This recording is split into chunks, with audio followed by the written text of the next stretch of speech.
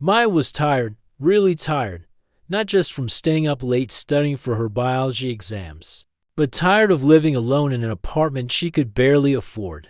The rent in the city was crazy expensive, and her part-time job at the campus bookstore wasn't cutting it anymore. She had been looking for a roommate for 3 whole months. 3 months of posting ads online, meeting weird people, and dealing with disappointment after disappointment. There was the guy who wanted to turn the living room into his personal gym. Then came the girl who brought her 3 cats without mentioning them first. Don't even get her started on the person who asked if they could paint murals on every wall. Maya was starting to think she'd have to move back in with her parents when she got a message from someone named Jordan. The message was short and polite. Jordan worked night shifts, was clean, quiet, and could pay the deposit right away. It seemed too good to be true. When they met at a coffee shop near campus, Maya was surprised. Jordan looked normal, really normal. Average height, brown hair, friendly smile. Nothing stood out about him except how calm he seemed. While Maya was nervously talking about apartment rules and splitting bills, Jordan just nodded and listened. Carefully, "I work for a tech company," Jordan explained when Maya asked about his job. "Night shift programmer. I'll mostly be sleeping during the day while you're in classes. We probably won't see each other much." Perfect, Maya thought. She was so desperate for help with rent that she would have agreed to live with almost anyone who wasn't completely crazy. Jordan moved in the next week with just 2 suitcases and a few boxes. Maya watched from her bedroom window as he carried his stuff upstairs. He moved efficiently, like someone who had done this many times before. No friends helped him. No family members showed up. Just Jordan, quietly settling into his new home. The first month was amazing. Maya couldn't believe her luck. Jordan was exactly what he said he'd be. She'd hear him leave around sunset and return before sunrise. Sometimes she'd find a polite note on the kitchen counter letting her know he'd used some milk or borrowed a plate. He always replaced what he used and kept the common areas spotless. The only time she really saw Jordan was in passing. He'd give a friendly wave if they crossed paths in the hallway. Sometimes they'd chat for a few minutes in the kitchen. Jordan was polite but private. He never talked much about his work or his life before moving in. Maya started to notice little things that seemed odd, but nothing that bothered her. Jordan never seemed to eat regular food. She never saw him cooking or ordering takeout. The only thing she ever found in the fridge that belonged to him were these weird protein drinks. In unmarked bottles, they were thick and had a strange green color that didn't look like any health shake she'd ever seen. Then there was the temperature thing.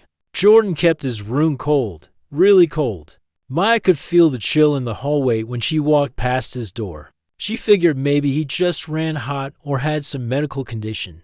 Everyone had their quirks, right? The packages were another strange thing. Jordan got deliveries almost every day, but they never looked like normal mail.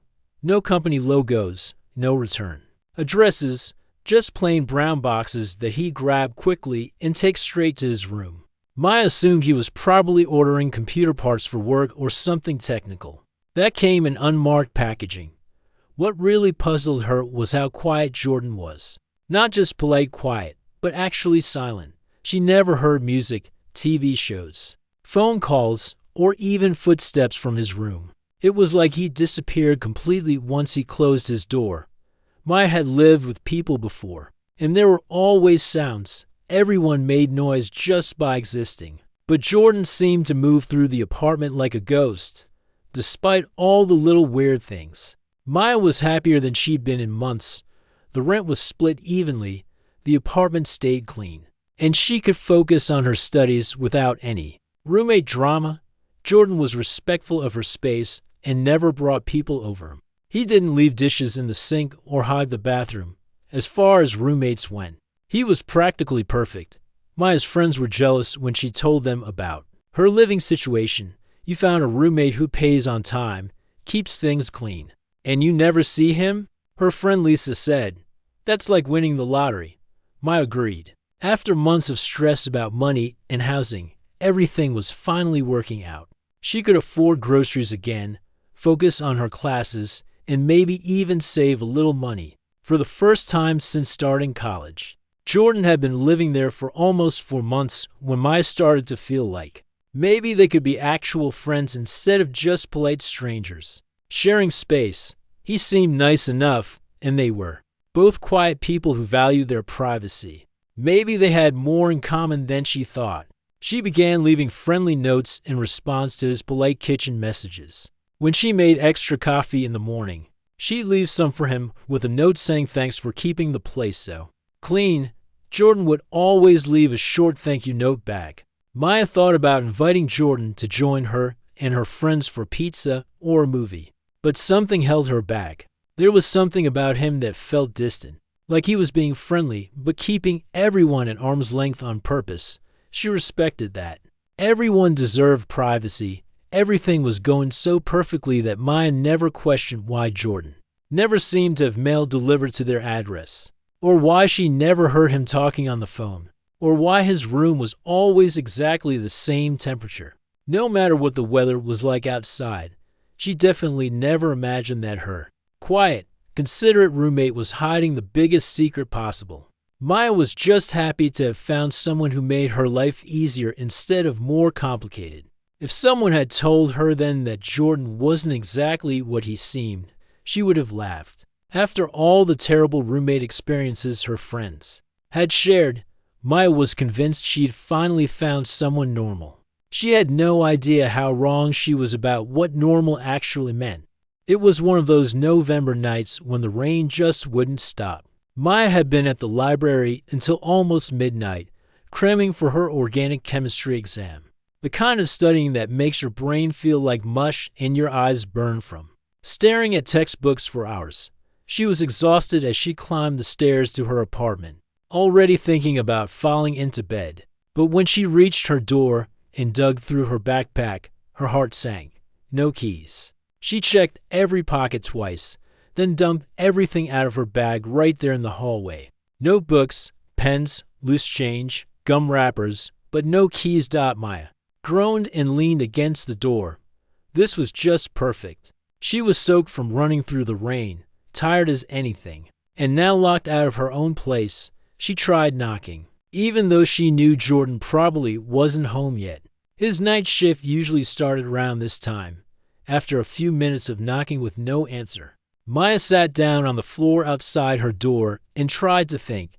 She could call a locksmith, but that would cost money she didn't have. She could try to find somewhere to stay until morning, but most of her friends lived in dorms that didn't allow overnight guests. Then she remembered something. The fire escape. It ran right past Jordan's bedroom window, and she'd noticed he sometimes left. It cracked open a tiny bit. Something about air circulation he mentioned once. If she could get up there and the window was open, maybe she could slip through and get inside. Maya felt weird about going into Jordan's room without permission, but she was desperate. She'd apologize later and explain the situation. He seemed like a reasonable person. Surely he'd understand.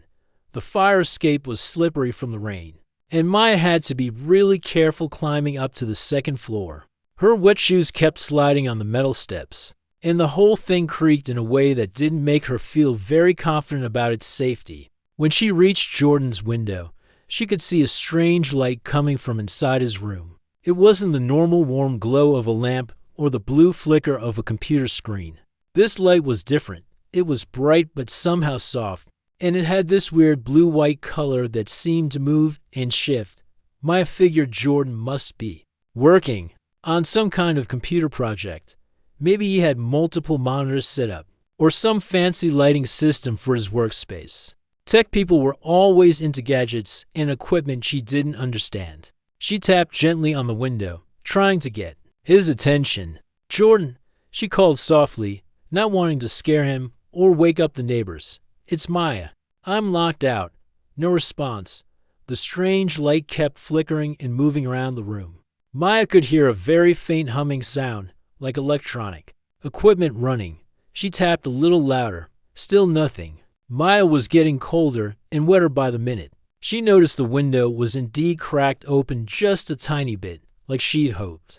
She felt terrible about invading Jordan's privacy, but she was running out of options. Jordan. I'm really sorry about this, she whispered as she carefully pushed. The window opened just enough to peek inside.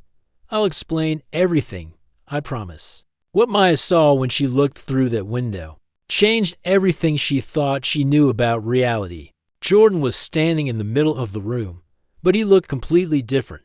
His skin had this weird shimmer to it, like it was reflecting light in a way that human skin just doesn't do. It looked almost silver in some places and pale blue in others. And his eyes were huge and completely black, like looking into deep space. But that wasn't even the strangest part. There were these glowing symbols floating in the air around him, not projected on a wall or a screen, but actually floating in space. Like holograms in a science fiction movie, Jordan's hands were moving in complex patterns, and the symbols responded to his movements, shifting and changing as he gestured. The room itself looked completely different too, where Jordan's normal furniture should have been. There were these geometric objects that Maya couldn't even begin to describe. They were making the humming sound she'd heard, and they glowed with that same strange blue-white light. Maya's brain couldn't process what she was seeing. It was like looking at something from another world, something that shouldn't exist. Her hands were shaking as she gripped the window frame, and she couldn't seem to make herself breathe properly. This wasn't a computer setup. This wasn't any kind of technology she'd ever seen or heard of. This was something impossible. Something that made her question everything she thought she knew about the world. Jordan moved with a grace that didn't look human. Every gesture was precise and purposeful, like he was conducting an invisible orchestra. The floating symbols responded to him instantly, rearranging themselves in patterns that hurt Maya's eyes to look at directly. Maya tried to convince herself she was dreaming, or maybe hallucinating from stress and lack of sleep. But everything felt too real. The cold rain still dripping down her back, the rough metal of the fire escape under her hands. The strange energy she could somehow feel coming from Jordan's room. She wanted to run, but her legs wouldn't move. She wanted to scream, but no sound would come out of her throat. All she could do was stare through that window at her perfectly normal roommate, doing things that no human being should be able to do. The worst part was the growing realization that this explained everything. The weird food, the cold room, the complete silence, the mysterious packages. The way Jordan seemed to glide through the apartment without making a sound. All those little things that had seemed quirky now felt terrifying. Maya had been living with someone who wasn't human for months, and she'd never suspected a thing. The person she'd trusted, the roommate she'd been grateful for, wasn't a person at all. As she watched Jordan manipulate impossible technology with movements that defied physics, Maya realized her quiet, normal life was about to become anything but normal. Maya didn't know how long she stood there, frozen at the window, watching Jordan do impossible things. Time seemed to have stopped working properly. It could have been seconds or minutes or hours. All she knew was that her world had just turned completely upside down. Then Jordan stopped moving. His hands went still, and all those floating symbols suddenly disappeared like someone had flipped a switch. The strange glowing objects in his room powered down with a soft humming sound. That faded to silence. Maya held her breath, hoping maybe he hadn't noticed her. But when Jordan slowly turned toward the window, Maya knew she'd been caught. Those huge black eyes looked right at her, and she felt like he could see straight through her soul. For a moment that felt like forever, they just stared at each other through the glass. Maya expected to feel terror, but instead something weird happened. Looking into Jordan's eyes, she didn't see a monster or an enemy. She saw something that looked almost sad, like someone who'd been carrying a heavy secret for way too long.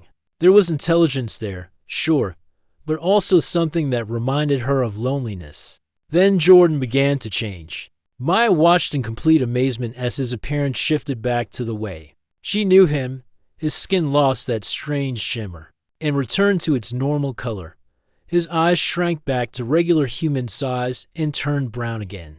Even the way he stood became more familiar, less graceful and precise. "Please come inside, Maya," Jordan said, and his voice sounded exactly the same as always. Calm, polite, maybe a little tired.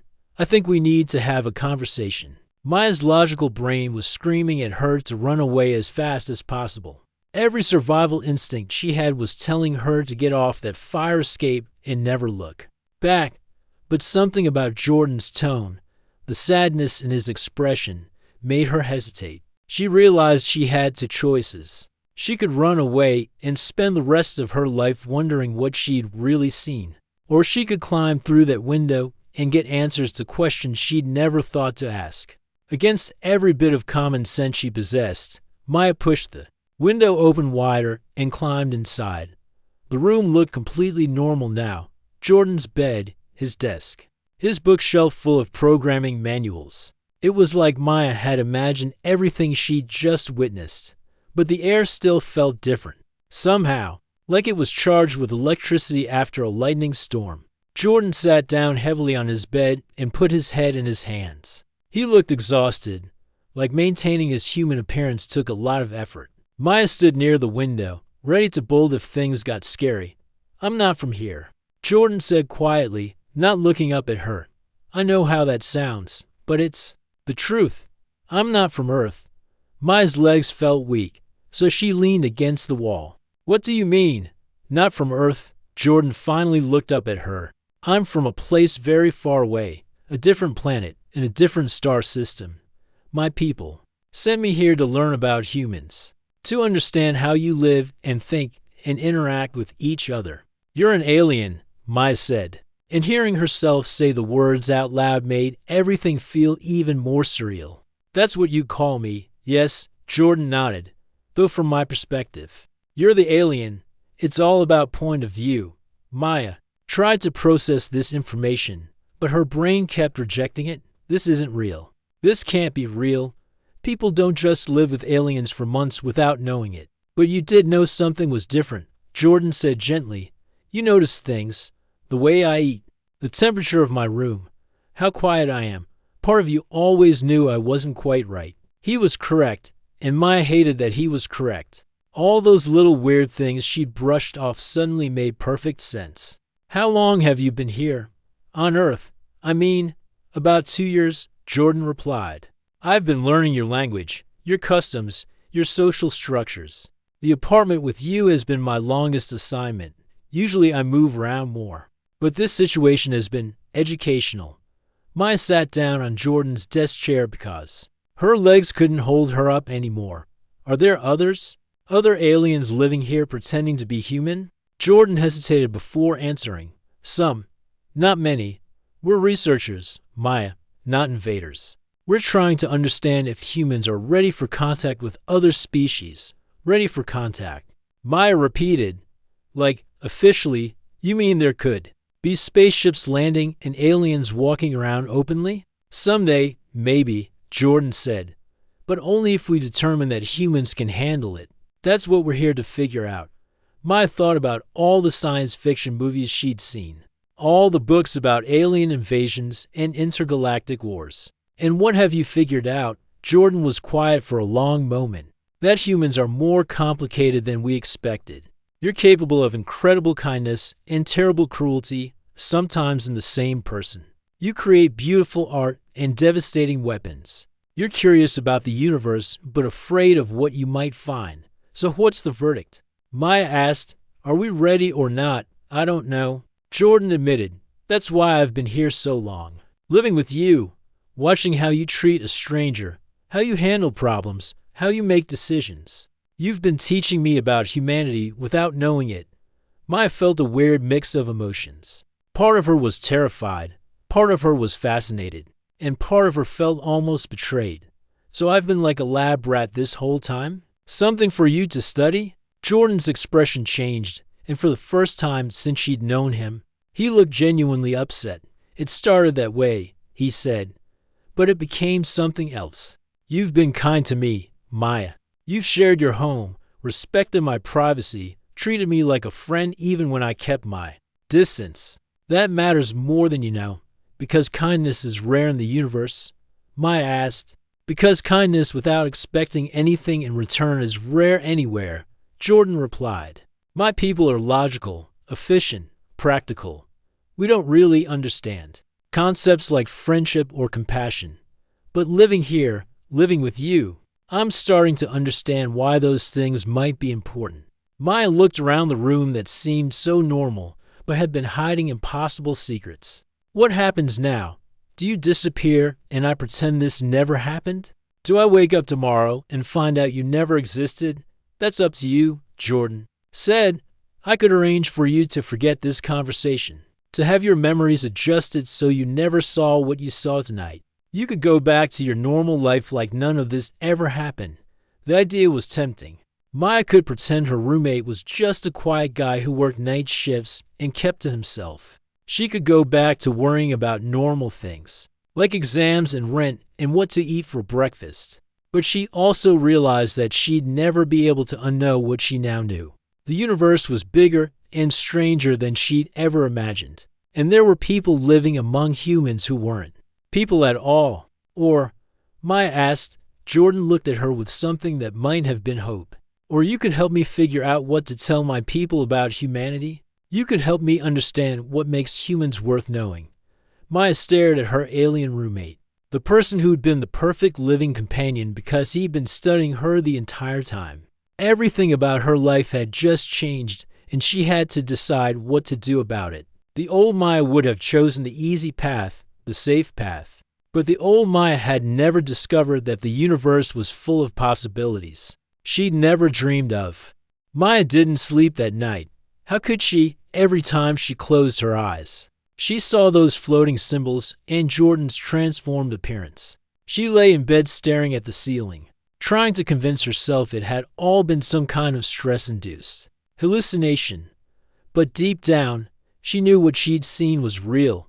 The next morning, she found Jordan in the kitchen making one of his strange protein drinks. He looked up when she walked in, and there was a question in his eyes. Maya realized he was waiting to see how she'd react, whether she'd pretend nothing had happened or if she was ready to learn more. I want to know everything, Maya said, pouring herself coffee with hands that were still a little shaky. If I'm going to help you understand humans, I need to understand what you are. Jordan nodded and gestured for her to sit down at their small kitchen table. My people are called the Zephyrians. We come from a planet about 40 light years from here, in what you call the Kepler system. Maya tried to wrap her head around the distance. 40 light years? That's like impossibly far away. For your current technology, yes, Jordan agreed. But we've been traveling between stars for thousands of years. Space isn't as big as it seems once you understand how to fold it. Over the next few hours, Jordan explained things that made Maya's brain hurt.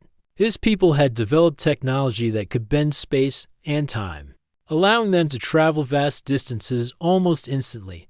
They'd been watching Earth for decades, studying human development and trying to decide if contact would be beneficial for both species. We're not the only ones out there, Jordan told her.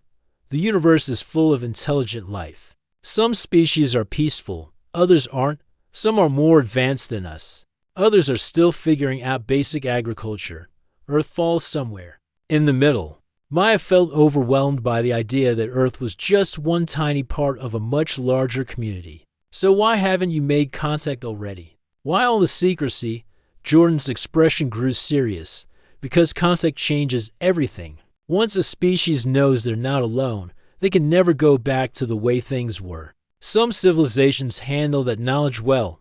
Others destroy themselves, fighting over what it means. He showed Maya images on a device that looked nothing like any computer she'd ever seen.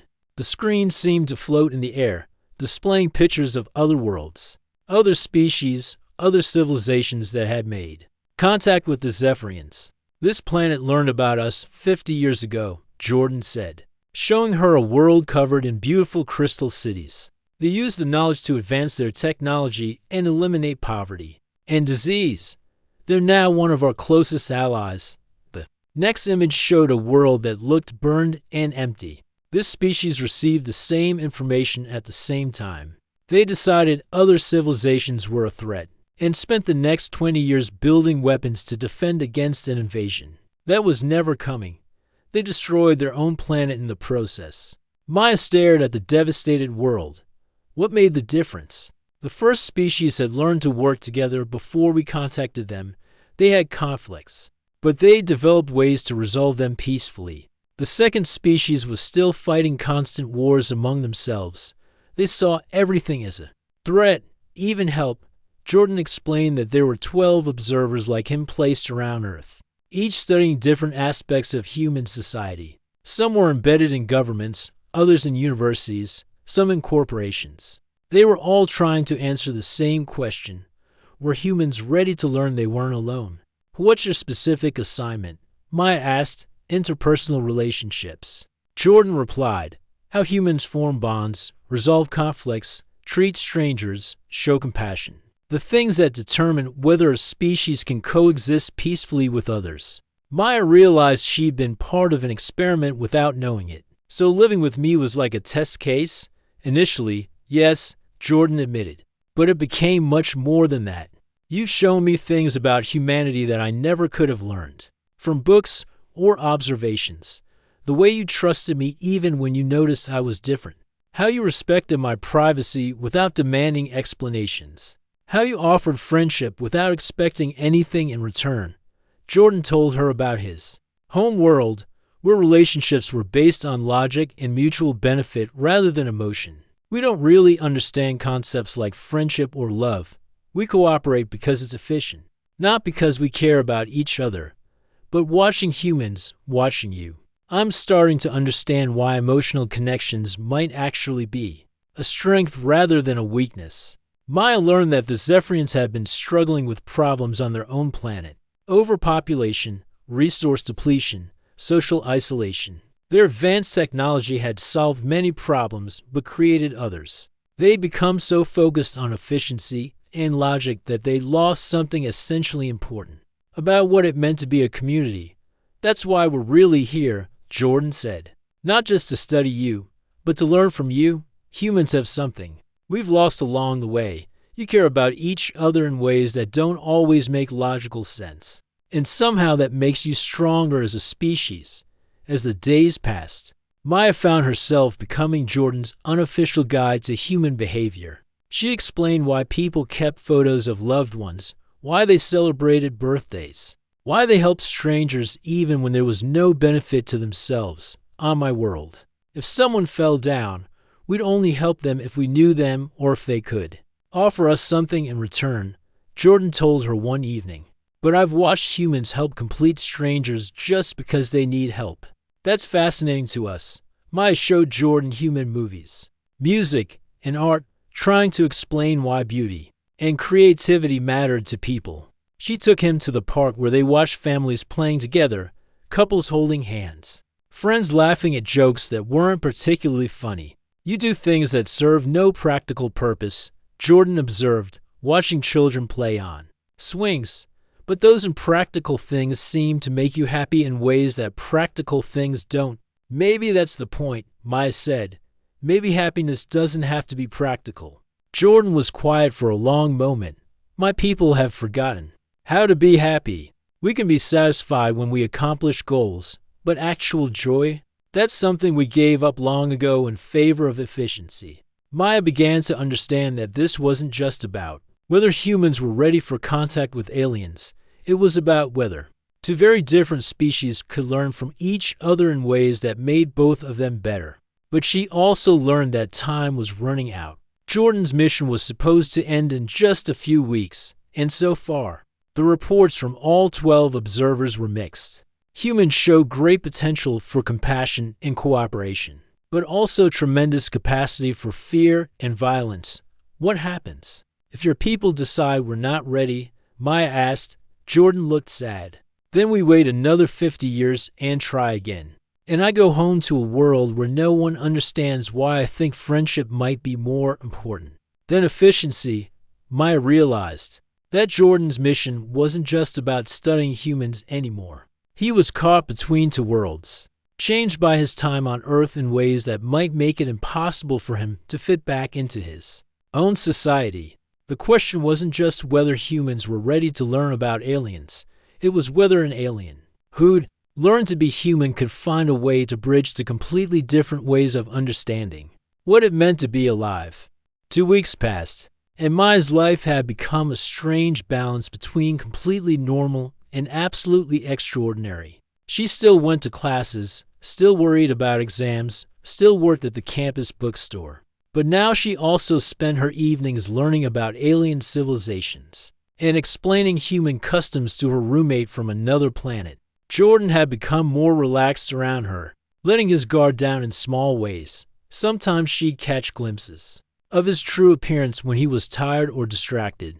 His movements would become more graceful. His eyes would shift slightly, or his skin would take on that subtle shimmer. Maya found it fascinating rather than frightening now. She also noticed that Jordan seemed different than when she'd first met him.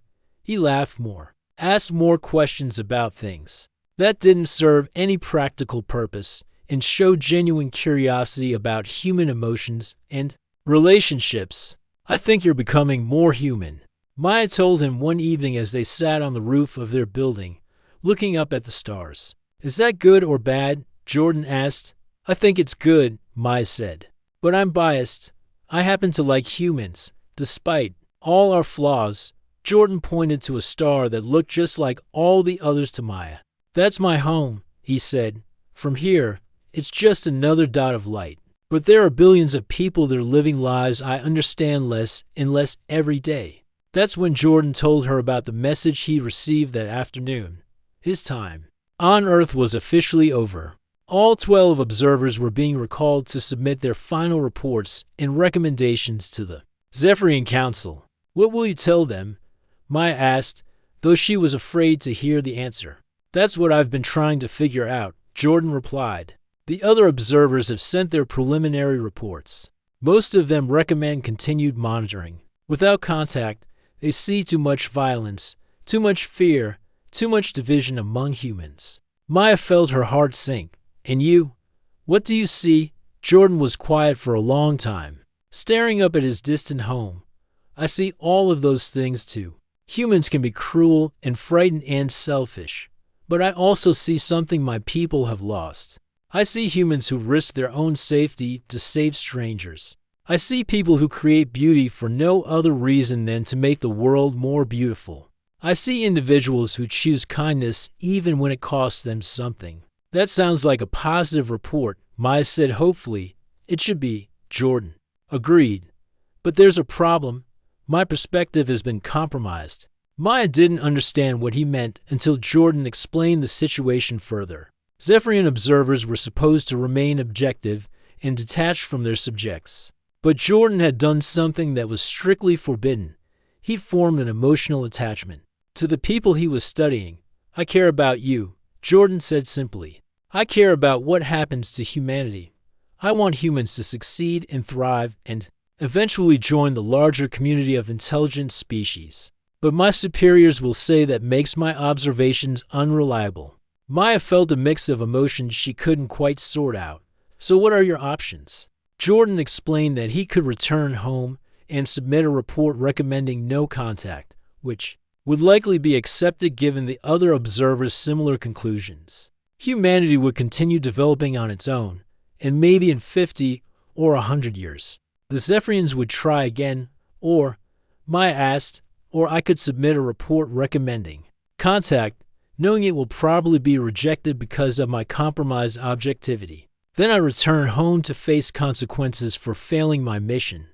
"What kind of consequences?" Jordan's expression grew dark. "Reconditioning.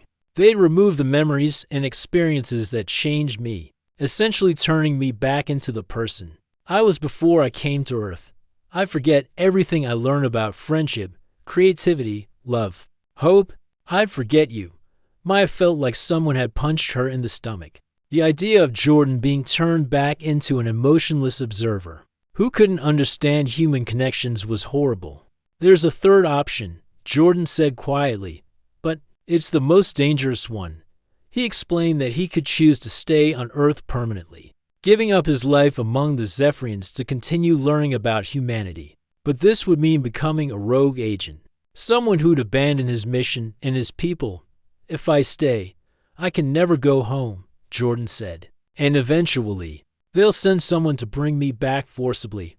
I'd spend the rest of my life hiding, looking over my shoulder, never able to make real connections because I might have to disappear at any moment. Maya stared up at the stars, trying to process what Jordan was telling her. What do you want to do?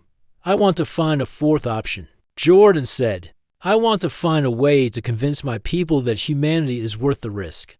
That contact could benefit both species, but I can't do it alone. That's when Jordan told Maya his plan. Instead of submitting a traditional report based on observations and data, he wanted to bring proof of humanity's potential directly to the Zephyrian Council. He wanted to bring Maya with him. You want me to go to your planet? Maya asked, her voice barely above a whisper. I want you to speak for humanity. Jordan said, not as a specimen to be studied, but as an equal. I want you to show them what I've seen in you, the curiosity, the compassion, the ability to accept differences and find common ground. Maya's mind raced with the implications. Would I be able to come back? Yes, Jordan said. The trip would take about a week in your time. But Maya, I have to be honest with you. There's risk involved. My people aren't hostile, but they're not used to dealing with humans as equals. Some of them might see you as a threat or a contamination. Maya thought about her life on Earth. Her classes, her job, her friends, her family, everything normal and safe and predictable. Then she thought about the possibility of representing all of humanity to an alien civilization, of being the bridge between two worlds. If I don't go, she asked, what happens to the relationship between humans and Zephyrians? Probably nothing for several generations, Jordan admitted. By the time they're ready to try again, you and I will both be gone. Someone else will have to figure out how to make contact work. Maya realized this might be humanity's only chance for peaceful contact with an advanced alien civilization, not in some distant future, but right now, and somehow. It all came down to her decision. Would you really give up everything for this? Maya asked Jordan. Your home, your people, your entire life. Jordan looked at her with those eyes that had learned to show emotion during his time on Earth. Maya, you and the other humans I've met have taught me that some things are worth more than safety, and certainly, you've shown me that taking risks for something you believe in isn't foolish. It's brave. As Maya sat on that rooftop, looking up at the stars that suddenly seemed much closer and more important than they had a few weeks ago, she realized that her answer would change everything, not just for her and Jordan, but potentially for the entire future of human civilization. The scared part of her wanted to say no, to choose the safe path and let someone else make these impossible decisions. But the part of her that had learned to trust an alien roommate, the part that believed in taking chances and helping others, knew there was really only one answer she could give. When do we leave?